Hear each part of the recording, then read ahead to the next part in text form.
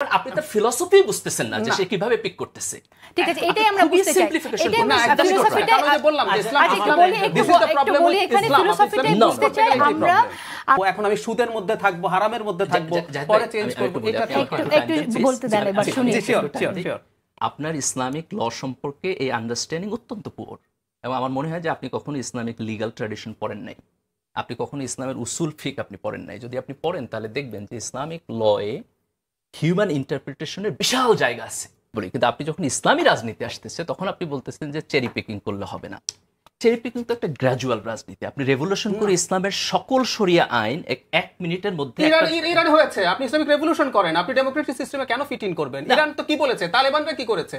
তারা অনেস্ট আছে at least. তারা বলেছে ভাই আমি তোমার সিস্টেমে ঢুকে মুনাফিকি করব না, আমি রেভলিউশন করে ক্ষমতা দখল করে হিজবুত তাহরির, আমি হিজবুত তাহরিরকে সৎ বলি তো, কারণ ও বলছে আমি শরিয়া কায়েম করব। ৭০-এর নির্বাচনে যখন শেখ মুজিবুর রহমান জিতলেন এবং পশ্চিম পাকিস্তানিরা তার হাতে ক্ষমতা হস্তান্তর করলেন না, what is the position of Jamaat Islami? আমি আসছি ঠিক এই জায়গাটায় আমি আসি। ভেস্তে যাওয়ার জন্য জামাতকে ভোট দিতে বলছেন, আবার আপনি ঠিক ভেস্তে যাওয়ার জন্য যা যা বিশ্বাস করতে হবে, বিলিভ করতে হবে, সেটা থেকে আপনি সরে যাচ্ছেন। আচ্ছা, জামাতের এই অস্পষ্টতা কেন একটু শুনি, এবং জামাত যদি কিন্তু রাজনীতি কেন করছে? গণঅভ্যুত্থানের পরে আসলে আমরা নতুন বাংলাদেশে এক তো হচ্ছে যে আপনার ফ্যাসিস্টের পতন হয়েছে, আমরা কথা বলতে পারছি, বাক স্বাধীনতা আছে আমাদের, এবং রাজনীতিবিদদের জেলে নেওয়া হচ্ছে না, কোর্টের বারান্দায় বারান্দায় বিএনপি জামাতের আপনাদের দলেরও নেতাকর্মীরা ঘুরছে না। এটা বাদ দিয়ে আসলে আমরা আর কি পেলাম? এই গণঅভ্যুত্থান নতুন কি রূপ আমাদের সামনে তুলে ধরলো? আপনার কাছে কি মনে হয়? ধন্যবাদ আমাকে ইনভাইট করার জন্য। আমার বোধ হয় যে এটা অত্যন্ত গুরুত্বপূর্ণ প্রশ্ন। তো যেই প্রসঙ্গটিকে আপনি বাদ দিতে চাচ্ছেন যে ঠিক আছে যারা বিরোধী রাজনৈতিক দল ছিল তারা নির্যাতনের শিকার হচ্ছে না, আমি এটাকে একটু জেনারেলাইজ করতে চাই যে বাংলাদেশে কোনো বাংলাদেশি নাগরিক এখন গুমের শিকার হতেছে না, কাউকে খুন করে আপনার কোনো জবাবদিহিতা নাই এরকম সিস্টেম নাই, কাউকে ধরে নিয়ে ভারতে পাচার করে দেওয়া হচ্ছে না, যেটা বিএনপির সালাউদ্দিন আহমেদের ক্ষেত্রে হয়েছে। তো এই যে রাষ্ট্রের নাগরিকরা একটা রাজনৈতিক সিস্টেমের মধ্যে আছে যেখানে সে সরকারকে ভয় পাচ্ছে না, সে নিপীড়নের শিকার হবে বলে মনে করতেছে না, আমরা মনে করি যে এটা অত্যন্ত বড় অগ্রগতি। এটা হচ্ছে আমাদের পয়েন্ট নাম্বার 1। পয়েন্ট নাম্বার 2 হলো যে আমাদের একটা অন্তর্বর্তী সরকার হয়েছে এবং সে অন্তর্বর্তী সরকার একটা সুনির্দিষ্ট লক্ষ্যকে সামনে নিয়ে আগাচ্ছে। আমি যদি সেই লক্ষ্যকে দেখি তাহলে আমরা দুইটা জিনিস বলবো। একটা হচ্ছে যে তারা চাচ্ছে রাষ্ট্র ব্যবস্থার একটা সংস্কার করতে, কিছু সুনির্দিষ্ট সংস্কার প্রস্তাব আসছে এবং সেই প্রস্তাবগুলো নিয়ে বিভিন্ন রাজনৈতিক দলের সাথে তারা আলাপ আলোচনা করতেছে। এটা একটা ওয়ান্ডারফুল সিচুয়েশন। আমার মনে হয় যে সর্বশেষ আমরা কবে দেখেছি যে বিভিন্ন কনফ্লিক্টে ভিন্ন ভিন্ন রাজনৈতিক দল সবাই একসাথে বসে আলাপ আলোচনা করতেছে যে আমরা কিভাবে নির্বাচন করব, কিভাবে সংবিধান সংশোধন করব।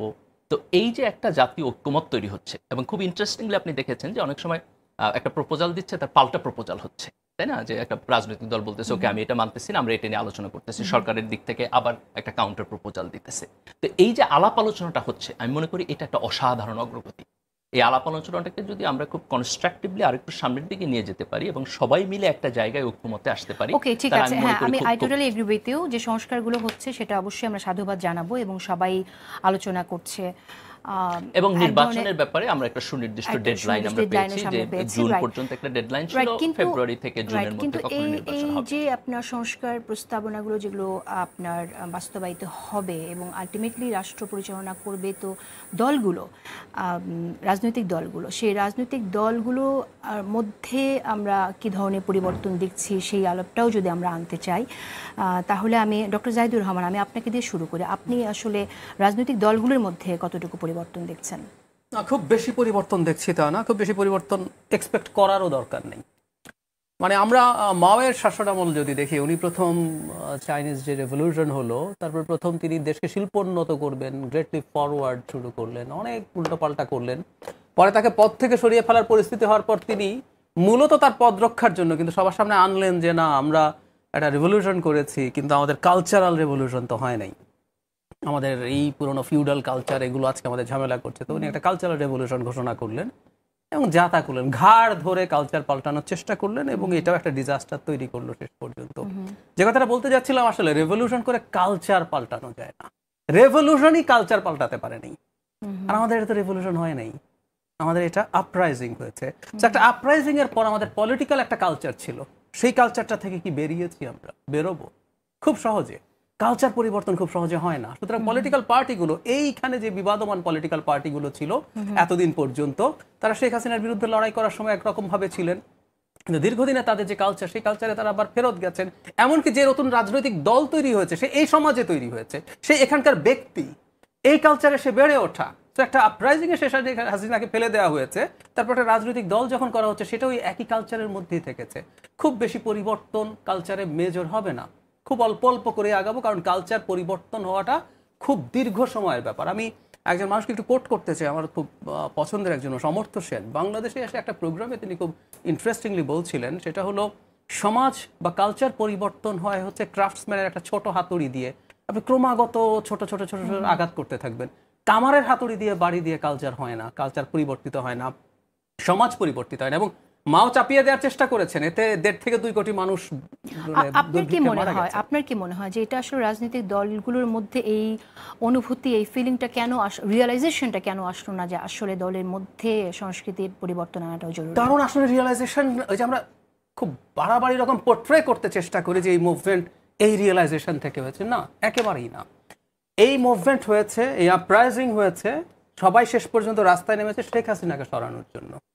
খুবই বুর্জোয়া একটা ক্যাপিটালিস্ট দেশ আমরা চেয়েছি, এমনকি সেই দেশে শতভাগ সুশাসন থাকবে, দুর্নীতি থাকবে না। আমরা অনেকে এটা সামাজিকভাবেও চাই না। আমরা অনেকে যে আমাদের সন্তান বিসিএস ক্যাডার হবে, ওই ক্যাডারে পরীক্ষা দেবে, ওই চাকরি তার হবে, ওইটা করে সে রাতারাতি টাকা বানাবে, বাবা মা এক্সপেক্ট করে। আমি একটু এই জায়গাতে ডিফার করতে চাই। আপনি বললেন যে মানুষ রাস্তায় নেমে এসেছে শুধু শেখ হাসিনার পতন করার জন্য। আমার কাছে এমনটি মনে হয় না। মানুষের মাঝে ক্ষোভ ছিল, এই ক্ষোভ শুধু শেখ হাসিনার বিরুদ্ধে না, শেখ হাসিনার সময় যে সিস্টেম ছিল সেই সিস্টেমের এগেইনস্টও এই ক্ষোভটা ছিল। আমার মনে হয় যে মানুষ সেই সিস্টেমের পরিবর্তনও দেখতে চেয়েছে। আমি একটু ডিফার করি, শেখ হাসিনা সিস্টেম, নতুন কোনো সিস্টেম শেখ হাসিনা আনেন নাই। আসলে শেখ হাসিনা কি করেছেন, প্রিভিয়াস আমাদের যে এক্সিস্টিং সিস্টেম ছিল সেটাকে আরো খারাপ জায়গায় নিয়ে গেছে, নষ্ট করেছে। ধরুন আমাদের রাতে ভোট দেওয়ার কথা তো ছিল না, কোথাও কি লেখা ছিল? আমাদের এক্সট্রা জুডিশিয়াল কিলিং করা যাবে, কোথাও কি লেখা আছে? শেখ হাসিনা কোনো আইন পরিবর্তন করেছেন? দু একটা জায়গায় করেছেন, আইনও পরিবর্তন করেছেন, যেমন ডিজিটাল সিকিউরিটি অ্যাক্ট, বা ডিজিটাল সিকিউরিটি অ্যাক্টে আইনি পথে আপনাকে হয়রানি করেছে। কিন্তু মোটা দাগে উনি যা করেছেন, আসলে এক্সিস্টিং থাকা জিনিসগুলোকে উনি নষ্ট করেছেন। আমরা চেয়েছিলাম আসলে মোটা দাগে ওটা থাকুক। আমি আবারও বলছি, তো শেখ হাসিনা মানে হচ্ছে, শেখ হাসিনা এভাবে মানুষ রাইটলি এটা আইডেন্টিফাই করেছে, শেখ হাসিনাকে নিপীড়ক হয়ে উঠতে হয়েছে, কারণ উনি জনগণের ম্যান্ডেট ছাড়া ক্ষমতায় থাকতে চেয়েছেন। জনগণের ম্যান্ডেট ছাড়া ক্ষমতায় থাকার জন্য শেখ হাসিনা না, পৃথিবীর প্রতিটা সরকার সেম কাজ করেছে। ওয়ান পার্টি স্টেট হলে ভিন্ন কথা, চায়না ভিয়েতনামের স্টোরি ইজ ডিফারেন্ট, কিন্তু তথাকথিত গণতন্ত্র, এই যে আমাদের খুব কাছে ক্যাম্বোডিয়াতে শেখ হাসিনার মতো ঘটনা আছে, যেখানে বাবা তার সন্তানের হাতে পাওয়ার ট্রান্সফার করে দিয়ে গেছেন, শেখ হাসিনা যেমন চেয়েছেন উনি পারেন নাই। সো ওখানেও দেখুন একই ঘটনাই ঘটে, একইভাবেই ঘটে, এগুলো খুব টিপিক্যাল। সুতরাং এটার মানে এই না যে শেখ হাসিনা ব্যক্তি হিসেবে ওটা হয়েছে। তাত্ত্বিকভাবে বলছি, আগামীতে যদি নির্বাচন হয় এবং সেই নির্বাচনে যদি জামায়াতে ইসলামী, বিএনপি যেই জিতুক, সে যদি নির্বাচন ছাড়া ক্ষমতায় থাকতে চায়, সে আরেকটা শেখ হাসিনা হবেই। সুতরাং প্রবলেমটা ব্যক্তিতে না, প্রবলেমটা হচ্ছে আপনি ম্যান্ডেট ছাড়া ক্ষমতায় থাকছেন কিনা। সো মানুষ ওইটা আইডেন্টিফাই করেছে এবং ওটাই তারা চেয়েছে। আচ্ছা, ধন্যবাদ আপনাকে। রেজাল্ট করিম রানী, আমি আপনার কাছে জানতে চাই যে 24 কি আস্তে আস্তে একটু জনবিচ্ছিন্ন হয়ে পড়ছে? ধন্যবাদ। যে যেখান থেকে আমাদের শুনছেন সবাইকে আমার সালাম এবং কৃতজ্ঞতা। হ্যাঁ, 24 জনবিচ্ছিন্ন হয়ে পড়ছে, কারণ হলো আমরা অভ্যুত্থানটাকে পুরোপুরি রিয়েলাইজ করতে পারিনি। কারণ হলো আমরা এই অভ্যুত্থানটাকে ধরেন এক একজনের এক্সপিরিয়েন্স এক এক রকম। যিনি মাঠে ছিলেন তার একরকম, যিনি বিদেশে থেকে ফেসবুকিং করছেন তার একরকম, আবার যিনি ধরেন মতামত উৎপাদন করেছেন ফেস্টিভালের এই পুরা কাঠামোর মধ্যে থেকেও যতটুকু বলা যায় বলার চেষ্টা করেছেন পুরা সময় জুড়ে জাহিদ ভাইদের মতো, তাদের একরকম দেখা, আর যে গুলির সামনে দাঁড়াচ্ছে তার একরকম দেখা। ফলে এখন আপনি যদি একজন ব্যক্তিকে জিজ্ঞেস করেন আপনার জুলাই কেমন, সে 10 নম্বরে আমি যে ফাইট করছি, আমার কাছে জুলাইটা আমি শুধু অস্ত্র করছি, সত্য কথা, ফাইট ব্যাক করার জন্য। হ্যাঁ, আর যিনি ধরেন মতামত তৈরি করছে সে শুধু স্পেস করছে যে আরো কথা কিভাবে বলা যায়। যিনি লিখতে চেয়েছে ইন্টারনেট শাটডাউন হয়ে যাওয়ার পরে তার মাথা খারাপ হয়ে গেছে, আচ্ছা ইনফরমেশনগুলো মানুষকে বাইরে জানাবো কিভাবে। ফলে এইটা হলে এখন এক একজনের এক্সপিরিয়েন্স এক এক রকম হবে। ফলে এখন আমি 10 নম্বরের অভিজ্ঞতা, মিরপুর 10-এর অভিজ্ঞতা, বা একজন যাত্রাবাড়ি বা একজন চাংখারপুলের অভিজ্ঞতাকেই 24 মনে করে যখন আমরা ন্যারেট করবো, তখন প্রবলেমটা হবে অন্ধের হস্তি দেখার মতো। এই জন্য এই অভ্যুত্থানের কর্তা সত্য কোনো ব্যক্তি না। এই অভ্যুত্থানের, এটা বারবার আমি বলছি, আবারও আই রিপিট ইট, যে এই অভ্যুত্থানের সাবজেক্ট কর্তা সত্য হলো জেনজি, পুরা জেনারেশন হলো এটা জাতির পিতা। হ্যাঁ, ফলে এই যে স্পিরিট হেগেল, এটা ভেরি মাচ হেগেলিয়ান প্রিমাইস যদিও, ফলে আমাদের এখন যেটা করতে হবে এই অভ্যুত্থানটাকে আমরা কোনো দল, কোনো ব্যক্তি, কোনো বিশেষ ইডিওলজির সাপেক্ষে হয়েছে এটা মনে করলে একটা আত্মঘাতী কাজ হবে, এটা ৭১-এর মতো হয়ে যাবে। অভ্যুত্থানের মধ্যে দিয়ে কোনো রাজনীতি ফয়সালা কায়েম হয় না, অভ্যুত্থানের কোনো রাজনীতি থাকে না। ইনফ্যাক্ট অভ্যুত্থানে থাকে হলো একটা স্পিরিট। এখন সেই স্পিরিটটা আমরা পুরাপুরিভাবে রেকগনাইজ করতে পারছি, বুঝতে পারছি, এটা দাবি করার কোনো সুযোগ নেই। কারণ হলো এই অভ্যুত্থানের পরে আমরা যে অবস্থার মধ্যে আছি সেটাকে আমরা বলতেছি late fascism, fascism without Sheikh Hasina. Sheikh Hasina চলে গেছে, বাট এন্টার ফ্যাসিস্টিক কাঠামো রয়ে গেছে, আপনার এই আমলাতন্ত্র রয়ে গেছে। হ্যাঁ, জুডিশিয়ারিতে পরিবর্তনের অনেক উদ্যোগ নেওয়া হয়েছে, কিছু কিছু পরিবর্তন হচ্ছে, কিন্তু আপনার আইনি কাঠামো মোটা দাগে এরকমই রয়ে গেছে। এগুলো হয়তো পরিবর্তনের সুপারিশ আছে বা হবে আস্তে আস্তে। ফলে এই অবস্থার মধ্য দিয়ে আপনি যেটা করছেন, এবং এই সরকার যে সরকারটা ক্ষমতায় নিয়েছে এই সরকারটা পার্টিকুলারলি ২-৪টা ব্যতিক্রম ব্যক্তি বাদে এনজিও বা সিভিল সোসাইটির সরকার, এবং সিভিল সোসাইটি গত ১৫ বছরের অভিজ্ঞতা পার্টিকুলারলি এটা একটা মোটা দাগে আওয়ামী সোসাইটি। ফলে এরকম একটা কাঠামোর মধ্য দিয়ে আপনি অভ্যুত্থানের পরের স্পিরিট, বারবার স্পিরিটের কথা বলছেন, অভ্যুত্থানের আকাঙ্ক্ষার কথা বলছেন, কিন্তু আপনার যে কাঠামো সেটা হলো আওয়ামী কাঠামো। এই জন্য আপনি বলছেন যে সরকার এনজিও সরকার, আমরা এই কথাটা শুনি যে সরকার এনজিও সরকার না, শুধু এনজিও সরকার না, এটা হলো যে মতাদর্শিকভাবে এখানের যে আওয়ামী পরিমণ্ডল তৈরি হয়েছে, এই লোকগুলো কোনো না কোনোভাবে মানে তার ভেতরেই বেড়ে ওঠা, তার ভিতরেই থাকার লোক। শেখ হাসিনার দুঃশাসন হয়তো অপছন্দ ছিল, কিন্তু আমরা আবার এমনটাও বলতে শুনি যে এই সরকার বিএনপির দ্বারা পরিচালিত সরকার, এই সরকার জামাত দ্বারা পরিচালিত সরকার, এই সরকার সবার দ্বারা পরিচালিত সরকার, আবার কারো দ্বারা পরিচালিত না। হ্যাঁ, এখানে কোনো বিরোধী দল নাই, সব হলো আধা সরকারি দল, কারণ সরকারের সবার এবং অবশ্যই নতুন দল এনসিপি দ্বারা পরিচালিত, এটাও আমরা শুনি। তো এই জন্যই অভ্যুত্থানটার এই যে আপনার একটা ইম্পার্সোনাল ক্যারেক্টার, এইটার যে কোনো মাস্টারমাইন্ড নাই, সবাই যে মাস্টারমাইন্ড, পুরা জেনারেশনের যে মুভমেন্ট, এইটাকে রিকগনাইজ করতে পারলে যেটা হবে ৫ তারিখের আলোকে যে ধরনের রাজনীতি দরকার সেই রাজনীতি বিকাশের একটা প্রতিযোগিতায় নামতে হবে। আমি একটা কথা বললি, সেটা হলো ৫ তারিখ আমাদের যে রাজনৈতিক আপনার দলগুলো যে ট্রেডিশন বলেন একই রকম ভাবে চলতেছে, তার জন্য একটা চ্যালেঞ্জ আকারে হাজির হয়েছে। কারণ হলো ৫ তারিখে আমরা কি চাই সেটা আমরা বলি নাই, কিন্তু আমরা কি চাই না তার বিরুদ্ধে রায় দিয়েছি। ফলে আমরা যে কি চাই না এটা তো আপনি জানেন। এই জন্য জাহেদ ভাই যেটা বললেন, হ্যাঁ, কোনো কাঠামোই চেঞ্জ হয়নি, কোনো আকাঙ্ক্ষাই তৈরি হয়নি, কিন্তু আমরা যা চাই না তার বিরুদ্ধে যেহেতু আমি বন্দুকের সামনে দাঁড়াইছি বিদায় পৃথিবী বললে, এখন ওই জিনিস যদি আপনি ফেরত আনেন তাহলে একটা এনার্কি কিন্তু তৈরি হবে। ডক্টর মির্জা গালিব, এই অভ্যুত্থানের পরে অনেকেই কিন্তু এমনটি বলেছেন যে এটা একটা রাইটিস্ট আপরাইজিং ছিল, এবং এমনটাও বলতে শুনেছি যে আগে যদি জানতাম যারা কিনা গোপনভাবে সুপ্তভাবে এই গণঅভ্যুত্থানে ছিল, তাদের পরিচয় যদি আগে আমাদের কাছে উন্মোচিত হতো, আমরা পথে নামতাম না। আমি একটু এই জায়গাতে আপনার কাছে দুটো প্রশ্ন করতে চাই যে এর মধ্য দিয়ে আমরা অনেককে দূরে সরিয়ে ফেললাম কিনা, যারা আসলেই শেখ হাসিনা মানে ফ্যাসিস্টদের পতন ছিল, তারা কোথাও কোনো না কোনোভাবে প্রতারিত বোধ করেছেন কিনা। আরও একটি ব্যাপার আমি এখানে উল্লেখ করতে চাই যে অভ্যুত্থানের পরে কিন্তু আমরা এরকম কিছু ঘটনাও দেখেছি যাতে করে প্রতীয়মান হয় যেন আসলে রাইটিস্ট ফোর্স আকারে কোনো গ্রুপ একটি প্রতিক্রিয়াশীল একটি ধারণা তারা রাখছে, এবং যেমন ধরেন উদাহরণস্বরূপ যদি বলি যে নারীদের ফুটবল খেলার ঘটনায় যেটা ঘটেছে, আপনার নারীকে হেনস্থা করে যে হাজতে গেছে সেখানে আপনার মব করে তাকে উঠিয়ে আনা, বের করে আনা, বা আপনার কোর্টে তাকে ফুল দিয়ে বরণ করে নেওয়া, এই যে জিনিসগুলো ঘটে গেছে, এটা কি আসলে গণঅভ্যুত্থানের চেতনা আকাঙ্ক্ষার মধ্যে ছিল?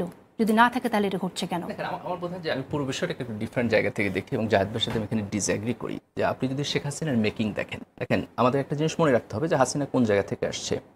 91-এ কিন্তু আমাদের একটা গণতন্ত্র হয়েছে, তাই না? এবং সেই গণতন্ত্র 91, 96, তারপর হচ্ছে 2001, তারপর একটা সার্টেন টাইমের পরে 2008-এ কিন্তু আমরা একটা নিয়মতান্ত্রিক গণতন্ত্রের মধ্যে দিয়ে গেছি।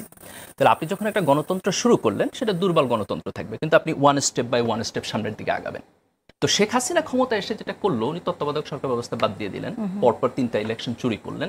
তো এটা একটা ডিফারেন্ট স্কেল। আপনি যদি বলেন যে এটা আগের কন্টিনিউশন, আমি এটার সাথে এগ্রি করি না। শেখ হাসিনা পুরো সিস্টেমটাকে আপনার যেভাবে কলাপস করছে, যেভাবে করাপ্ট করছে এবং যে জায়গায় নিয়ে দাঁড়িয়েছে, এটা বাংলাদেশে এক্সট্রাঅর্ডিনারি। এখন আমি আপনার প্রশ্নের উত্তরে আসি। আপনি যদি হাসিনাকে দেখেন যে শেখ হাসিনা যখন প্রথম ক্ষমতায় আসছে এবং এই কাজটা যখন সে করছে, তখন সে একটা divide and rule policy follow করছে।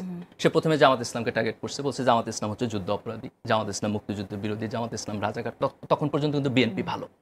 তারপর যখন একটা সার্টেন টাইমে জামাত ইসলামকে ভিক্টিমাইজ করলো, তখন সে আপনার জিয়াউর রহমানকে কি বলছে?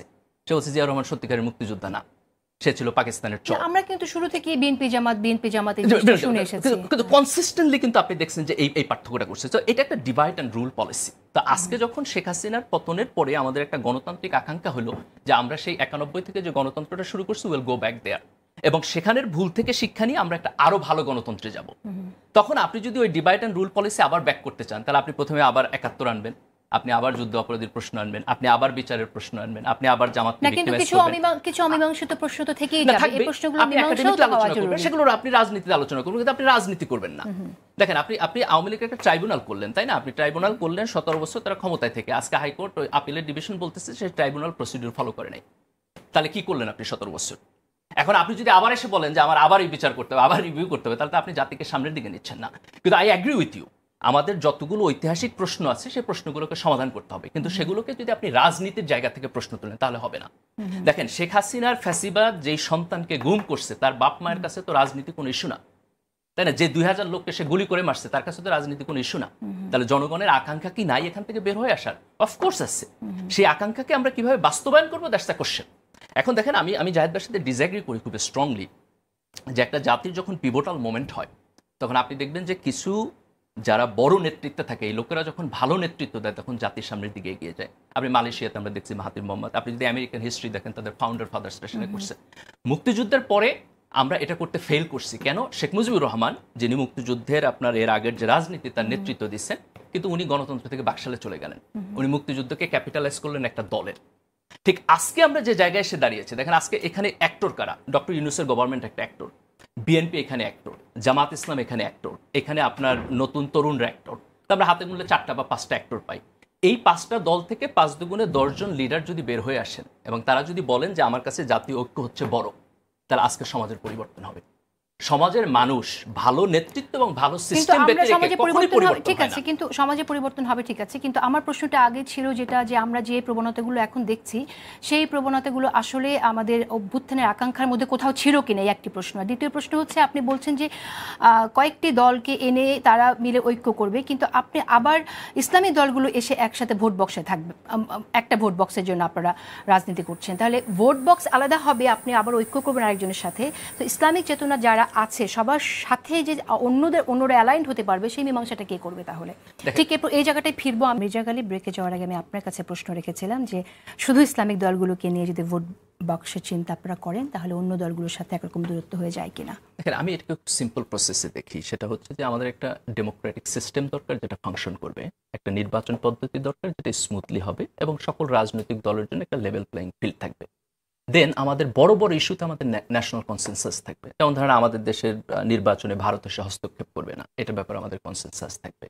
তো যেখানে আমাদের স্বাধীনতা সার্বভৌমত্ব প্রশ্ন, সেখানে আমাদের কনসেনসাস থাকবে। রাজনৈতিক দলগুলোর মধ্যে মিউচুয়াল রেসপেক্ট থাকবে। And then just leave them do the politics. তারা জনগণের কাছে যাবে, যার সাথে ভালো লাগে তার সাথে জোট করবে, জনগণ যাকে পছন্দ করে তারা ভোট দিবে।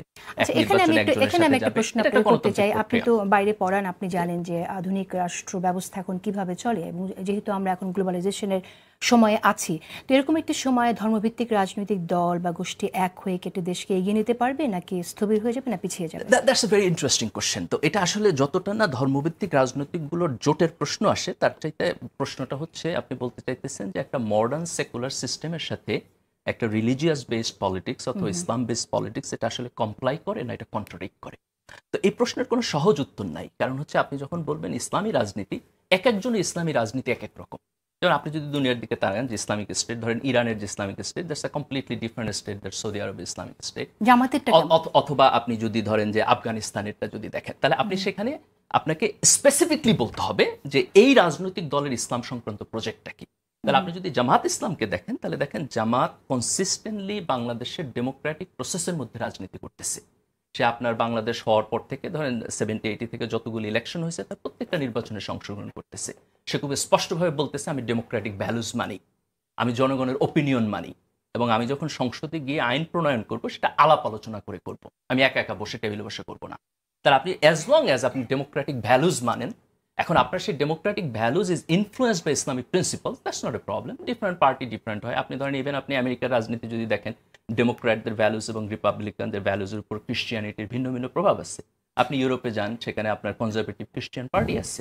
তো ডেমোক্রেসির মধ্যে কনজারভেটিভ মুসলিম পার্টি তো অ্যাক্ট করতে পারে, জামাত ইজ অ্যাক্টিং লাইক দ্যাট। তো আমি এটার মধ্যে কোনো কনফ্লিক্ট দেখি না।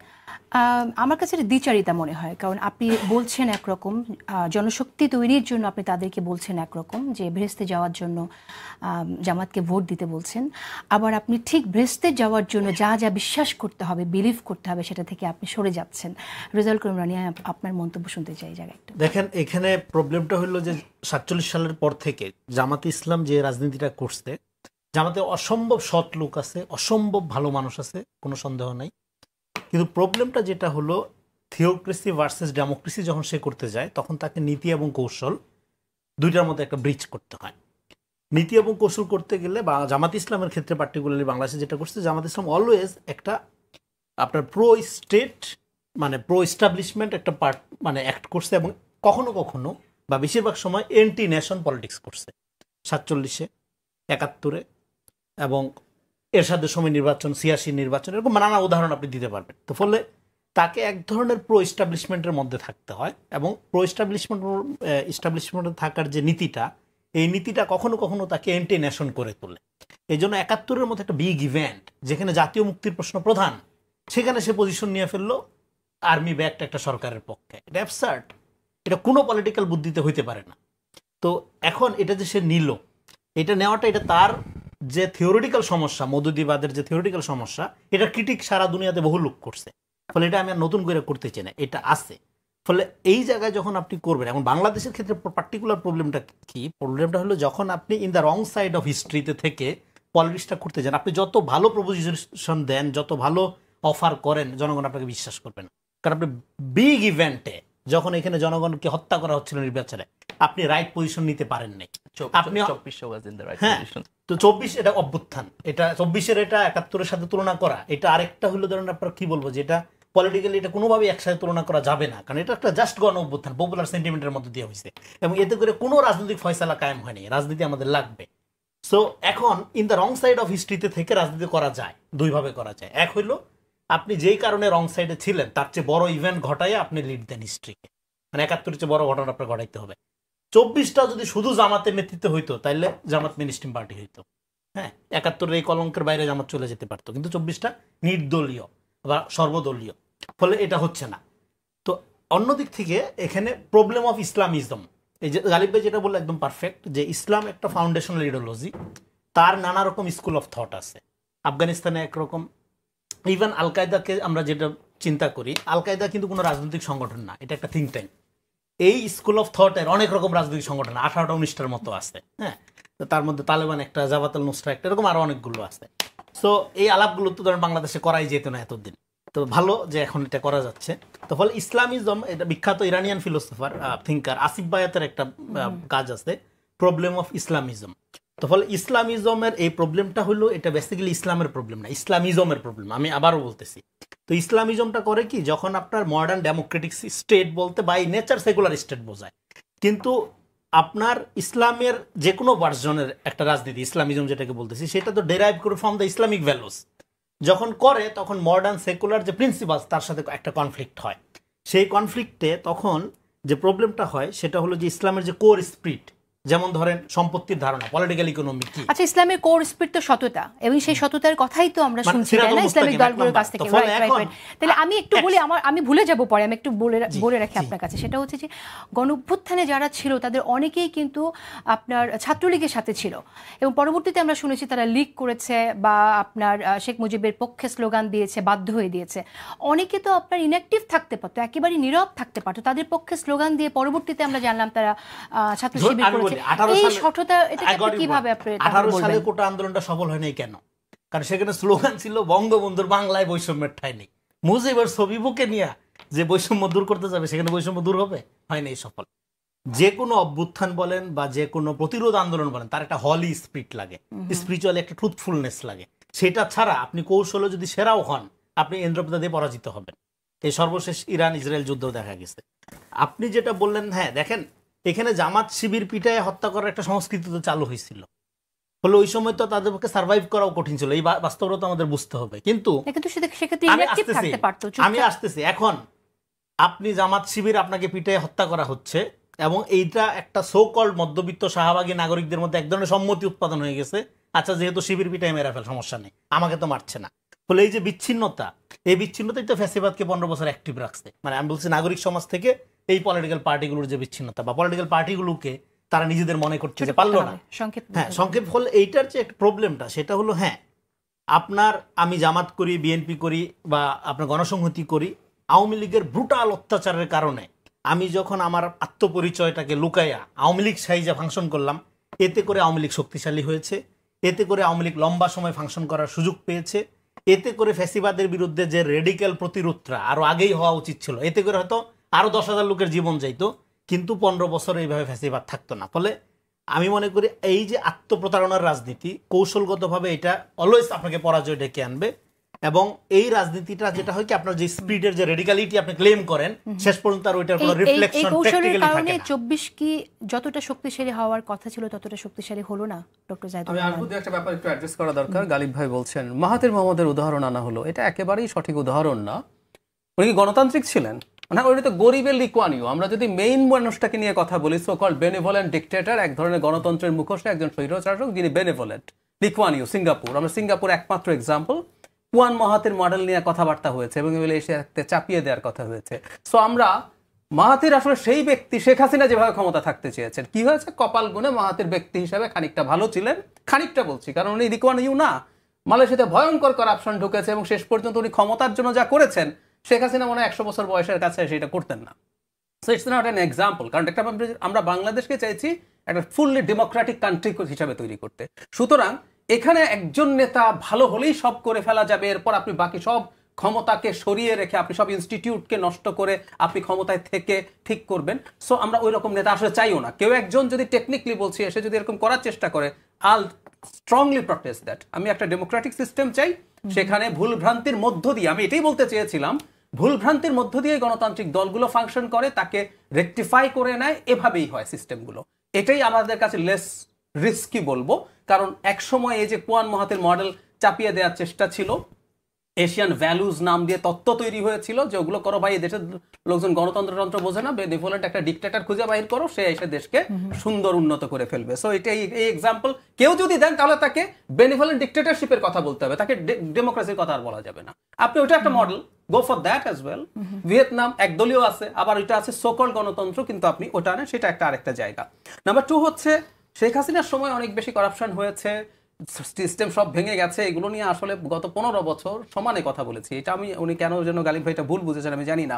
আমি যেটা বলতে গেছি, আমাদের কালচারটা ঘুরে ফিরে ইন্টেন্সিফাইড হয়েছে, ঘুরে ফিরে একই জায়গায় কম বেশি রয়ে গেছে। আমরা এখনো ডেমোক্রেটিক ভ্যালুজ বলতে যাবো যে আমরা পরস্পরের সাথে ঠিক মতো ইন্টারাক্ট করতে পারি না, আমাদের ভাষার মধ্যে হিংসা ঘৃণার ভাষা আমরা চর্চা করি পরস্পরের প্রতি। বলেছি যে এগুলো একটা ডেমোক্রেটিক প্রসেসের মধ্যে আমরা কাজ করতে করতে এগুলো আস্তে আস্তে ঠিক হবে। 71-কে ইস্যু করা নিয়ে আলাপ, 71 ইস্যু হতে হবে তো। প্রত্যেক কিছু নিয়ে রাজনীতি করে, জামায়াতে ইসলাম নিয়ে রাজনীতি করে। এই যে ইসলাম, খেয়াল করুন, ইনি ইসলামিক কিছু ভ্যালুজ আনবেন। আমরা এখন যদি বলি এই প্রশ্ন, যেমন ধরুন আমরা সরিয়ে রাখি, বাংলাদেশে কিছুদিন আগে নারীদেরকে নিয়ে একটা রিপোর্ট পাবলিশড হলো, মানে ইসলামিজমের প্রবলেম, রনি যেটা বলছিলেন। ধরুন সম্পত্তি যখন সমানের আলাপ হলো, ওনারা এটাও ম্যান্ডেটরি করেন না, তখন কথা হলো এটা কোরআনের সাথে কনফ্লিক্ট করে, এটা হতে পারে না। তো তাই যদি হয়ে থাকে আমরা পাল্টা প্রশ্ন করি, তাই না, যে চুরির জন্য তো হাত কাটার বিধান কোরআনিক বিধান, ওটাও তো কোরআন লঙ্ঘন হয়, আমাদের কি পেনাল কোডে হাত কাটা আছে? তাহলে যেই মানুষরা ইসলামিজমের কথা বলেন ওনাকে তো ওইটার কথা বলতে হবে। সুদ স্পষ্টভাবে হারাম কোরআনে, হাদিসও না, তো তাহলে সুদও হারাম করে দিতে হবে। তাহলে যে কথাটা বলতে চাচ্ছেন একটা চেরি পিকিং আছে। তো ওনার জামায়াতে ইসলামী তো রাজনীতি করছে, ইসলাম বলছেন, কিন্তু আপনি যদি শরিয়া না আনেন তাহলে ইসলাম হলো কিভাবে? খানিকটা এরদোয়ানের মতো। এরদোয়ান লাস্টবার যখন নির্বাচিত হচ্ছেন তাকে সাংবাদিক জিজ্ঞেস করছেন, আপনার দল আবারও যদি ক্ষমতায় আসে আপনি কি মদ নিষিদ্ধ করে দিবেন? উনি মদের ট্যাক্স বাড়াইছেন এবং উনি সুদের হার বাড়িয়ে দিয়েছেন। ওনার এই সুদের পাগলামি হার কমিয়েছেন, ওনার এই পাগলামি কমানো হার নিয়ে ওদের ইকোনমিক ক্র্যাশ করেছিল, পরে ওনাকে সরে আসতে হয়েছে, কিন্তু সুদের হার কমাচ্ছেন কারণ সুদ ইসলামে হারাম। এই হচ্ছে ইসলামিজম। তো প্রত্যেকে যখন যে কোনো কিছু ব্যবহার করে তার রাজনৈতিক ফায়দার জন্য, আরেক দল যদি দেখে 71 দিয়ে আমি আমার প্রতিপক্ষ না বলি, প্রতিযোগীকে কাবু করতে পারি। এখনো যারা আমি যারা শফিক একটা ইন্টারভিউ দিয়েছেন কয়েকদিন আগে, তিনি এখনো যদি কিন্তু দিয়ে কথা বলছেন। উনি এখনো যদি কিন্তু দিয়ে কথা বলছেন, আপনি চাইলে আমি পড়ে শোনাতে পারবো উনি এক্স্যাক্টলি কি বলেছেন। যদি কেউ কষ্ট পেয়ে থাকে তাহলে নিঃশর্ত ক্ষমা। যদি এর আগে লন্ডনে বলেছিলেন ৭১ জামায়াত যদি কোনো ভুল করে থাকে এবং সেটা যদি সন্দেহাতীতভাবে প্রমাণিত হয় তাহলে আমরা ক্ষমা চাইব। শুনে নিই আমরা। আমি আসছি তো, যেটা বলছিলাম, সুতরাং প্রত্যেকটা জিনিসের রাজনীতি হবে, প্রত্যেকটা জিনিসের জামায়াত যখন রাজনীতি করবে যে আমি ইসলামের এই মূল্যবোধ যোগ করে এটা করব, আরেকজন জামায়াতের যে প্রতিপক্ষ আছে, প্রতিযোগী আছে, সে দেখাবে যে জামায়াত এই করেছে। যে লোক ইসলামের কথা বলে, পাকিস্তান মিলিটারি যখন বাংলাদেশে ভয়ঙ্কর রকম জেনোসাইড চালিয়েছে, ক্রাইম এগেইনস্ট হিউম্যানিটি করেছে, ইসলাম কোথায় ছিল তখন? ইসলাম সাপোর্ট করে যে আপনি নৈতিকভাবে, আমি ক্রিমিনাল অফেন্স সরিয়ে রাখি তাত্ত্বিকভাবে, যে আপনি নিজের মধ্যে হাত লাগান নাই, ধরে নিলাম তারা লাগিয়েছেন, কিন্তু আমি মনে করি লাগাননি, আপনি তাত্ত্বিকভাবে এই জেনোসাইডকে তো সমর্থন করেছেন, এটা তো আপনি স্বীকার করেন যে আমি পলিটিক্যালি চেয়েছি পাকিস্তান একত্র থাকুক। তো 25 মার্চের পর যে এই জেনোসাইড আর ক্রাইম এগেইনস্ট হিউম্যানিটি হলো, এটা আপনাকে ইসলাম দিয়ে করা গেছে। তো আপনি যখন এগুলো করবেন, রাজনীতি হবে, সবকিছুতেই রাজনীতি থাকবে। আচ্ছা, জামাতের এই অস্পষ্টতা কেন একটু শুনি, এবং জামাত যদি কিন্তু রাজনীতি কেন করছে? একটা জিনিস অ্যাড্রেস করছি, জাহিদ ভাই খুব ইন্টারেস্টিং একটা জিনিস আছে, সেটা হলো যখন গণতন্ত্রের প্রশ্ন আসতেছে তখন উনি বলতেছেন যে রেভলিউশন দিয়ে কিছু হয় না, আমাদের একটা গ্র্যাজুয়াল ডেমোক্রেটিক সিস্টেম দরকার। আর যখন আমি তো রেভলিউশন মনেই করি না, না না না ঠিক আছে আমি বলি, কিন্তু আপনি যখন ইসলামী রাজনীতি আসতেছে তখন আপনি বলতেছেন যে চেরি পিকিং করলে হবে না। চেরি পিকিং তো একটা গ্র্যাজুয়াল রাজনীতি। আপনি রেভলিউশন করে ইসলামের সকল শরিয়া আইন এক মিনিটের মধ্যে ইরান হয়েছে, আপনি ইসলামিক রেভলিউশন করেন, আপনি ডেমোক্রেটিক সিস্টেমে কেন ফিট ইন করবেন? ইরান তো কি বলেছে, তালেবানরা কি করেছে, তারা অনেস্ট আছে অ্যাট লিস্ট, তারা বলেছে ভাই আমি তোমার সিস্টেমে ঢুকে মুনাফিকি করব না, আমি রেভলিউশন করে ক্ষমতা দখল করে হিজবুত তাহরির, আমি হিজবুত তাহরিরকে সৎ বলি তো, কারণ ও বলছে আমি শরিয়া কায়েম করব, তার সাথে আমার দ্বিমত আছে, আমি তাকে রাজনীতি করতে দেব না। আমি শেষ করি যে দেখেন, আপনি যখন ইসলামিক পলিটিক্যাল ফিলোসফির মধ্যে যাবেন, আপনি ভিন্ন ভিন্ন গ্রুপ পাবেন। তার মধ্যে আপনি এক গ্রুপ পাবেন যারা রেভলিউশনারি, যারা বলবে যে না আমি ইন ওয়ান শট ইসলামের সকল প্রিন্সিপাল কায়েম করতে চাই। আপনি আরেক গ্রুপ পাবেন যারা বলবে যে না আমি রেভলিউশনারি না, আমি স্লোলি এটাকে পরিবর্তন করতে চাই। আপনি যখন একজনকে অনেস্ট বলতেছেন এবং আরেকজনকে ডিসঅনেস্ট বলতেছেন, তখন আপনি ইসলামের থিওরিটিক্যাল জায়গা থেকে বলতেছেন না, আপনি বলতেছেন আপনার থিওরিটিক্যাল এক্সপেকটেশন থেকে। না না না, আমি একটু ব্যাখ্যা করব। Let's talk about the cherry picking thing. এই চেরি পিকিং নিয়ে যদি একটু কথা বলি, যেমন ধরেন নারীদের সংসদে কতজন থাকা উচিত এবং নারীরা ইলেকশন করা উচিত, সেই নিয়ে যখন আমরা কথা বলেছিলাম শুরুতে, তখন কিন্তু আমরা খুব একটা সায় পাইনি জামাতের কাছ থেকে এই বিষয়ে। এক সেকেন্ড আপনি বলেন, কোনো অসুবিধা না, আমাদের এই ডিবেটটা ইজ ইন্টারেস্টিং।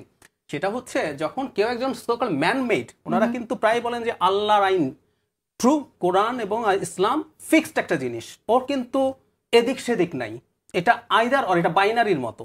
যে মানুষের একটা নিয়ম তৈরি করেছে, সে গ্র্যাজুয়াল কথা বলতে পারে, কারণ সে ক্লেম করছে না এটা সর্বশক্তিমানের কাছ থেকে এসছে এবং আমি সেটা ফলো করি। তো একটা পার্টি যখন ইসলাম শব্দটা তার সাথে আছে, সে আমি এটা এখন করব, দুইটা পরে করব, এখন আমি সুদের মধ্যে থাকবো, হারামের মধ্যে থাকবো, পরে চেঞ্জ করব, এটা একটু বলতে দেন এবার শুনি।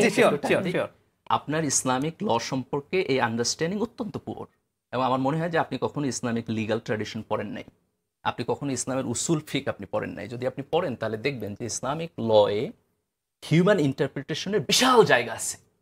আপনি নামাজ পড়তে যান, আপনি দেখবেন যে 5 জন লোক 5 ভাবে নামাজ পড়ে। আপনি হয়তো বাংলাদেশের মসজিদে নামাজ পড়তে গেলে দেখবেন যে সবাই একভাবে নামাজ পড়ে, কিন্তু আপনি যদি আমার আমেরিকায় যান, যেখানে বিভিন্ন মাইগ্রেন্ট লোক আছে, আপনি দেখবেন যে হাত একজন এখানে বাঁধে, একজন এখানে বাঁধে, আরেকজন সোজা করে রাখে, হাতেই বাঁধে না। আমি শেষ করি প্লিজ। তো এখন আপনি যদি ইসলামিক প্রিন্সিপালকে ওয়ান সেট অফ প্রিন্সিপাল হিসেবে বুঝেন, কতগুলো ওয়ান সেট, যে এইটার মধ্যে কোনো ডিফারেন্স অফ আন্ডারস্ট্যান্ডিং নাই, এবং এটাকে আপনার একভাবে আমি বুঝছি এইভাবে যে করে না, সে ইসলামের বাইরে, এটা অত্যন্ত ভুল আন্ডারস্ট্যান্ডিং। ইসলামের লিগাল প্রিন্সিপালের মধ্যে মেনি ডিফারেন্স অপিনিয়ন আছে, আপনি সেটা কিভাবে বাস্তবায়ন করবেন। যখন আপনি সুদের কথা বলছেন, আপনি যদি ইসলামের ইকোনমিক প্রিন্সিপালে যান, কোরআনে একটা আয়াত আছে যেখানে আল্লাহ বলছে যে তোমাদের সম্পদ যেন তোমাদের ধনীদের মধ্যে আবর্তিত না হয়, দ্যাটস দ্য প্রিন্সিপাল। আপনি কিভাবে এটা ইমপ্লিমেন্টেশন করবেন এটা কোরআনে বলে দেওয়া নাই। আপনি যখন ইসলামের ইকোনমিক প্রিন্সিপালের দিকে যাবেন, আপনি দেখবেন ডিফারেন্ট স্কলার ভিন্ন ভিন্ন। আচ্ছা, আমি একটু বলতে চাই, আপনি যেটা বলছেন ইসলামিক প্রিন্সিপালের কথা, যেগুলো আপনি বলছেন এবং বলছেন যে ইসলামের নানান রকম ব্যাখ্যা আছে, আপনি ওয়েস্টার্ন কান্ট্রির এক্সাম্পল এখানে টানছেন, তাহলে কোন ইসলামকে, ইসলামের কোন কোন জায়গায় কোন প্রিন্সিপালকে আপনি বাস্তবায়ন করতে চাইবেন যদি আপনারা কখনো ক্ষমতায় যান, সেটা কি সাধারণ মানুষকে বলেছেন কখনো? That's the point. আপনি যখন একটা ইসলামিক রাজনৈতিক দলকে প্রশ্ন করবেন গণতান্ত্রিক প্রক্রিয়া, দেখেন আপনি যদি গণতন্ত্রের বাইরে, তাহলে তো আপনার সাথে আমার কোনো কথা বলার সুযোগ নাই। আপনি যখন গণতন্ত্রের মধ্যে, তখন আপনি তাকে ভেরি স্পেসিফিকলি কোশ্চেন করবেন যে আপনি একটা ইসলামিক রাষ্ট্রকে কিভাবে দেখতে চান, আপনি ইসলাম বলতে কি বুঝেন, কিভাবে আপনি এটা ইমপ্লিমেন্টেশন করবেন। কিন্তু যেখানে আমার খুব অনেক বড় আপত্তি, উনি যখন অনেস্টির প্রশ্ন তুলেন, তার মানে হচ্ছে আমি ইসলামের একটা বার ঠিক করে দিলাম, আপনি যদি ঠিক এইভাবে না করেন তাহলে আপনি অন ইসলামিক। এটা তো হচ্ছে যে যারা আপনি খুব কুইকলি আপনি ইয়েস নো ফতোয়া দিয়ে দিলেন। একই ফতোয়া জামাতের দিক থেকে আছে, যেমন ধরুন আমাদের ইসলামিক অনেকগুলো দলের সাথে জামাতের মারাত্মক কনফ্লিক্ট আছে। একটু বলি, যেমন এই যে আপনি বলছেন ইসলামিক দল একত্র হওয়ার কথা, একত্র হতে পারছে না কেন জানেন? কারণ ঐতিহাসিকভাবে ধরুন ইসলামী আন্দোলন ঐতিহাসিকভাবে তারা ফাইট করেছে, যারা মাজারের সাথে রিলেটেড ইসলামী দল আছে তাদের সাথে ঐতিহাসিক ওরা ওদেরকে ঠিক একই রকম অভিযোগ করে যে ওটা ইসলাম না। সেজন্যই বলছি এই যে আপনি আপনি বলতেছেন গ্রাজুয়ালিজম ইসলাম না। না না, আমি সেটা বলতে আমি সেটা বলিনি। আমি বলছি আপনি কোনো কিছু মানছেন, কোনো কিছু মানছেন না। আপনি তার ফিলোসফি বুঝতেছেন না যে সে কিভাবে পিক করতেছে। ঠিক আছে, এটাই আমরা বুঝতে চাই। এটাই আমরা ফিলোসফিটা আমি বললাম যে Islam this is the problem with এখানে ফিলোসফিটাই বুঝতে চাই আমরা ফিলোসফিটাই বুঝতে চাই। একটু আপনি বলেন টু দ্য পয়েন্টে আপনি যেটা প্রশ্ন করছেন সেটা হলো যখন একটা রাজনৈতিক দল সে বলতেছে যে আমার পলিটিক্যাল ফিলোসফি ইসলাম এবং আমি ডেমোক্রেসির মধ্যে পলিটিক্স করি, তখন তাকে আপনাকে ভেরি স্পেসিফিকলি জিজ্ঞেস করতে হবে the how you interpret your Islam. কিন্তু এখানে রনি একটি কথা কিন্তু বলেছেন যে জামাত সবসময় এস্টাবলিশমেন্টের সাথে থেকে রাজনীতি করে এসছে, এই ব্যাপারটাই আপনার না, এই কথা আমি ঐতিহাসিকভাবে সত্য না। যেমন আমি কি যেভাবে বলি, আমি একটু एग्जांपल দেই, আপনারা বিএনপির সাথে ছিলেন যখন, তখন তারপরে এই কথাগুলো ইসলামের কথা শুনিনি। আপনাদের অনেকে আওয়ামী লীগের সাথে ছিল, প্রশাসনেও ছিল, তখন আমরা কিন্তু কথা স্পষ্টভাবে উদাহরণ দিই। রনি ভাই এখানে আছেন, আপনি আমাকে কারেক্ট করতে পারেন। 70-এর নির্বাচনে যখন শেখ মুজিবুর রহমান জিতলেন এবং পশ্চিম পাকিস্তানিরা তার হাতে ক্ষমতা হস্তান্তর করলেন না, what is the position of Jamaat Islami? আমি আসছি ঠিক এই জায়গাটায় আমি আসছি, আমি একটা ব্রেক নিতে হচ্ছে, বিরতিতে যেতে হচ্ছে। স্পষ্টভাবে তারা বলছে ছোট একটা বিরতি নিচ্ছি। ডক্টর মির্জা গালিব, আপনি যে রেফারেন্সটি দিচ্ছিলেন 70-এর আপনি দেবেন, কিন্তু তার আগে আমি একটা প্রশ্ন করি। আমি একটা অনলাইনে দেখছিলাম আর কি মানুষের কমেন্টস, তো দেখলাম লোকজন বেশ গালিগালাজ করছে। তো আমি ভাবছি কি প্রশ্ন কি আমি আপনাকে আর করব না করব না? না, অফকোর্স মানুষের তো স্বাধীনতা আছে, বাক স্বাধীনতা আছে, অবশ্যই গালি দেওয়ার স্বাধীনতা আছে, গালি দেওয়ার স্বাধীনতা আছে অফকোর্স, কিন্তু গালিটা ভদ্রভাবে দিতে হবে। যারা ধরেন যে এটা খুব ইন্টারেস্টিং লিঙ্গুইস্টিক থিওরি আছে, এটা কি আপনি বলে দেন আপনাদের কর্মীদের বা যারা আছে তাদেরকে যে গালিটা ভদ্রভাবে দেওয়ার জন্য? এটা সকল মানুষের স্বাভাবিক বৈশিষ্ট্য। কিন্তু আপনি খুব ইন্টারেস্টিং জিনিস দেখবেন যে যার ভাষা জ্ঞান কম তাকে আপনি দেখবেন কথা বলতে গেলে বাজে কথা বেশি বলে।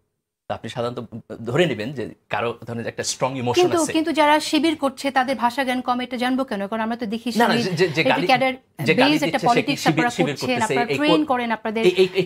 আপনি কিভাবে ডেভেলপ করলেন যে গালি দিচ্ছে সে শিবিরই করতেছে? অনেক অ্যাকাউন্টস আমরা মনিটর করেছি, যারা গালি দিচ্ছে তারা কারা, তাদের অ্যাকাউন্টস মনিটর করে আমরা নিজেরা দেখি যে যখন এক্সক্লুসিভলি আমাদের পার্সোনাল একটা ইউটিউব আছে, এক্সক্লুসিভলি যখন জামাতের ক্রিটিক করেছি সেখানে যারা আমাকে দিচ্ছেন সেটাকে আমি ধরে নিতে পারি, কন্ডেম করব। যদি গালি দেয় আমি অফ কোর্স কন্ডেম করব। It should not be, it's unacceptable behaviour definitely. আমি মনে করি যে একটা ডেমোক্রেটিক সোসাইটির মধ্যে আমাদের আলাপ আলোচনার মধ্যে দিয়ে এনগেজ হতে হবে। যেমন জাহিদ ভাইয়ের সাথে আমি খুব স্ট্রংলি ডিসএগ্রি করছি, আবার আমরা আলোচনাও করছি। তো আমার বোধ হয় যে এটা আমি সবাইকে অনুরোধ করব যে গণতান্ত্রিক স্পেসে, বিশেষ করে আমরা হাসিনার পরে আজকে যে গণতান্ত্রিক স্পেস আসছে, এটাকে আমাদের রেসপেক্ট করা উচিত এবং সেখানে আমাদের ডিসএগ্রিমেন্ট থাকলে সেটাকে সুন্দরভাবে স্বাধীনভাবে বলা উচিত। কারণ আমরা কথা বলার মধ্য দিয়ে একটা জায়গায় আমি ইমোশন প্রকাশ করব, কিন্তু ইমোশন যেন কারোর প্রতি ইনসাল্টিং না হয়। অফ কোর্স এটা জিরো টলারেন্স হওয়া উচিত। আমি খুব স্পষ্ট আমি রনিবার প্রপোজিশনকে ডিসএগ্রি করতেছি যে আপনি যদি বলেন যে জামাত সকল সময় এস্টাবলিশমেন্টের পক্ষে ছিল, এটা সত্য না। এবং তার চাইতে সবচেয়ে বড় এক্সাম্পল হলো 25শে মার্চের পরে আপনি জামাতের ভূমিকা নিয়ে যে সমালোচনা করছেন তার অনেক জায়গায় আমি এগ্রি করি। আমি একটু আসবো যদি আমাকে সময় দেন রনিবার, জাস্ট একটা মিনিট আমি শেষ করি। কিন্তু 70-এর নির্বাচনে যখন শেখ মুজিবুর রহমান জিতলেন এবং পাকিস্তান আর্মি এবং ভুট্টো যখন তার কাছে ক্ষমতা হস্তান্তর করতে রাজি হলেন না, তখন কিন্তু জামাতের স্ট্রেট ফরওয়ার্ড পলিটিক্যাল পজিশন ছিল যে শেখ মুজিবুর রহমানের হাতে ক্ষমতা হস্তান্তর করা হোক। এবং জামাত খুব স্পষ্টভাবে বলছে যে এইটাকে মিলিটারি ওয়েতে সলভ করতে গেলে এটা ডিজাস্টার হবে এবং পাকিস্তান টিকবে না।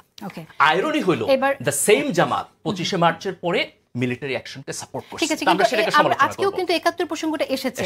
আপনারা কতদিন আর 71 প্রসঙ্গটা শুনে যেতে চান? আপনারা কেন এটা শেষ করে দিচ্ছেন না? যদি কিন্তু কেন থাকে 71 প্রসঙ্গে এলেই যদি কিন্তু থাকতে হয় কেন? দেখেন, 71 প্রসঙ্গ আসলে যদি কিন্তু থাকে, এটার একটা বড় কারণ হলো আমাদের সমাজ ব্যবস্থা আজকে পর্যন্ত এই পরিমাণ ম্যাচিউর হয় নাই যেখানে রাজনীতির বিয়ন্ডে গিয়ে আমি একাডেমিকলি 71 নিয়ে আলোচনা করতে পারি। আজকে এই যে আমি এখানে দাঁড়িয়ে 71 নিয়ে যতটুকু আলোচনা করতেছি, আপনার কি মনে হয় গত 15 বছরে আপনি কোনোদিন এইটুকু আলোচনা করতে পারতেন, আমাকে ইনভাইট করতে পারতেন আওয়ামী লীগের সময়? না, নিশ্চয়ই তা না। কিন্তু এখন তো ঠিক আছে, আলোচনার প্রয়োজন আপনাদের। 71-এ আপনাদের যে পজিশনটা ছিল সেটার জন্য সাধারণ মানুষের, বাংলাদেশের সিটিজেনের একটি প্রত্যাশা যে আপনারা সরি বলেন, ক্ষমা চান, নিঃশর্ত ক্ষমা চান। সেই জায়গা থেকে আপনার আলোচনা কেন করতে হবে? আপনারা কি আপনাদের পজিশন ব্যাখ্যা করতে চান? জামাতের আমির শফিক ভাই নিঃশর্তভাবে ক্ষমা চেয়েছেন, কিন্তু তার সাথে যদি বলছেন আমি জাহিদ ভাইয়ের সমালোচনা এগ্রি করি, আমি আপনার সমালোচনা এগ্রি করি। দেখেন 71 একটা ক্রিটিক্যাল ইস্যু, এখানে আমি খুব স্পষ্টভাবে কিছু অবস্থান নিচ্ছি, আমি পাবলিকলি বলছি, এর আগে লেখালেখি করছি, সেটা হলো একটা গণতান্ত্রিক স্পেসের মধ্য দিয়ে জামাতকে কথা বলার সুযোগ দিতে হবে, and let them speak for few years. এরপরও যদি 71 সমাধান না হয় আমরা তখন সমালোচনা করব, কিন্তু আমাদের একটা মনে রাখতে হবে যে 71-কে এই দেশে ইন্ডাস্ট্রি বানানো হয়েছে।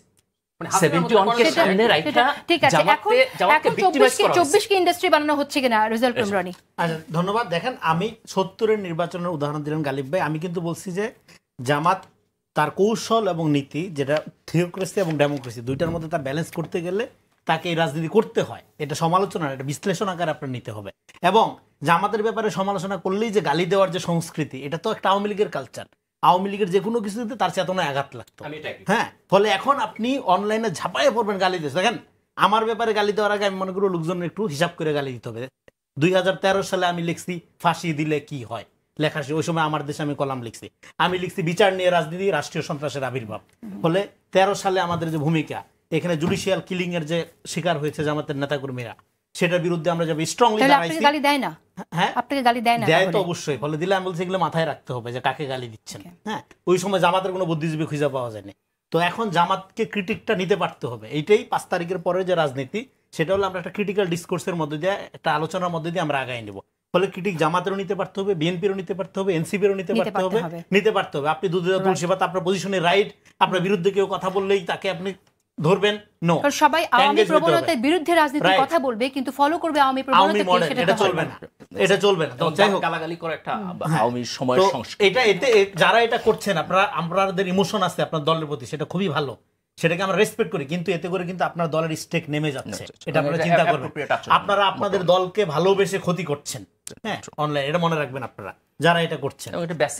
এবং রাইট, এবং 70 নির্বাচনের উদাহরণ যেটা দিলেন, হ্যাঁ, আমি কিন্তু বলি না জামাত চিরদিন সবসময়ই আপনার এই pro establishment anti national politics করে, বলছি বেশিরভাগ সময়। হ্যাঁ, এটা 70-30 করতে পারবেন আপনি। সেরকম একটা এক্সেপশন হইতে পারে 70, এবং 70-এর এটাতে শেখ মুজিবকে ভাসানী তো তার পুরা নিজের রাজনীতি ধ্বংস করে ভাসানীকে শেখ মুজিবকে আগায় দিল। ফলে ওই সময় শেখ মুজিবের পক্ষে গাছের পাতাও ছিল। হ্যাঁ, ফলে জামাত থাকবে না কেন, সবাই এটা বুঝতেছিল। ওই সময় কন্ডিশনটা এরকমই ছিল। কিন্তু আমি বলতেছি in the wrong side of history, যেটা আমি বলতেছি, সেটার থেকে রাজনীতি করার সুযোগ আছে দুইটা। এক হলো যেটা হলো সবাই যেটা বলতেছে যে ক্ষমা চাওয়া, যে ওই সময় আমার ঐতিহাসিক পজিশনটা ভুল ছিল। আরেকটা হলো এইটার চেয়ে বড় ইভেন্ট ক্রিয়েট করা নিজের জন্য। এখন এখানে দেখেন মুক্তিযুদ্ধের যে আওয়ামী বয়ান, এটা তো এখানে ফ্যাসিবাদ কায়েমের একটা হাতিয়ারে পরিণত হয়েছে। মুক্তিযুদ্ধের চেতনাটা এখানে গণহত্যাকারী চেতনা হয়েছে। মুক্তিযুদ্ধের তো কোনো জাতীয় ইতিহাস নেই, এটা আছে একটা আওয়ামী ইতিহাস। ফলে এখন এখানে জামাতের পার্টিকুলারলি 71 বিরোধিতার কারণে আপনি এখন যখন তাকে ঢালাওভাবে সমালোচনা করেন, সমালোচনা করার মধ্য দিয়ে আপনি আবার শাহবাগের এবং মুক্তিযুদ্ধের আওয়ামী চেতনার ন্যারেশনের ভিতরে ঢুকে যান কিনা, এটা আপনাদের চিন্তা করতে হবে যারা এই ইন্ডাস্ট্রিটা আবার ব্যাক করাইতে চান। ফলে আমাদের লাগবে কি, আমাদের মুক্তিযুদ্ধ একটা জনযুদ্ধ, যে এই জায়গায় আমাদেরকে নিতে পারতে হবে। এবং এই জায়গায় যখন আপনি নিবেন, 71-এর পরে যারা রাজনীতি করতে চায়, ডেফিনেটলি দেখেন বাংলাদেশে এখানে ইসলাম এখনো মেইন স্ট্রিম না। জামাত ইসলাম নিয়ে যে আমরা আলোচনা করি, সেই আলোচনা মনে করি সেকেন্ডারি আলোচনা হওয়া উচিত, পরে আলোচনা করা উচিত। কারণ আমাদের রাজনৈতিক পরিসরে, জ্ঞানগত পরিসরে ইসলামের জন্য কোনো স্পেস রাখা হয়নি। কারণ আমাদের সেকুলারিজমের যে আওয়ামীপনা বা আমাদের যে আওয়ামী সেকুলারিজম, এটা তো ইউরোপ আমেরিকার মতো না। এখানে তো আপনার ফেথ ফ্রিডমের নিশ্চয়তা নেই। এখানে টুপিদারি দেখলে আপনি জঙ্গি, জামাতি এবং আপনি হলেন পশ্চাৎপদ। ফলে এই যে একটা ইসলাম বিদ্বেষী সেকুলারিজম এখানে তৈরি করা হয়েছে, এর মধ্য দিয়ে জামাতকে এর প্রতিনিধি বানানো হয়েছে। অথচ জামাত হলো একটা মডারেট এবং একটা মডার্ন ভার্জন চর্চা করার জন্য আমরা জামাতের ক্রিটিক করি। এটা যেটা শামসুল হক ফরিদপুরেও করেছেন, যেটা এন্টার দেওবন্দি ঘরানা সারা জীবন করবে। ফলে এখানে ইসলামের সোল এজেন্ট জামাত ইসলাম না, এখানে আরো অনেক গ্রুপ আছে, আরো অনেক স্কুল অফ থট আছে। ফলে এখানে আমাদের একেবারেই সময় নেই। ফলে এখন বিরোধিতার জায়গা থেকে আপনি যখন রাজনীতিটা করা হয়, তখন যেহেতু জামাত একটা সংগঠিত শক্তি, মোটামুটি বড় শক্তি, ফলে জামাতকে একমাত্র ইসলামের এজেন্ট মনে করা হয়, জঙ্গি জামাত মনে করে তার উপর কামানটা দাঁড়ানো হয়। ডক্টর মির্জা গালিব, আমি শিওর যে আপনি কিছু বলবেন। না, আপনি যখন বলছিলেন যে গালি দিতেছে এরপর প্রশ্ন করবেন কিনা, আমি ভাবছি আমাকে গালি দিতেছে, আপনি প্রশ্ন করবেন কিনা, এইজন্য আমি বলছি আপনি প্রশ্ন করেন। এর আগেও আমাকেও দিয়েছেন, ভাবলাম যে আমি প্রশ্ন করতে যাব কিনা। আচ্ছা আচ্ছা, ডক্টর জাহিদুর রহমান, আমরা তো সংস্কৃতির, রাজনৈতিক দলগুলোর সংস্কৃতি নিয়ে কথা বলছি। আজ মির্জা গালিব আছেন বলে জামাত নিয়ে অনেক কথা হয়ে গেল। বিএনপির রাজনীতিতে কতটুকু চেঞ্জ, ভেতরে ইন্টারনালি চেঞ্জ আপনি লক্ষ্য করছেন?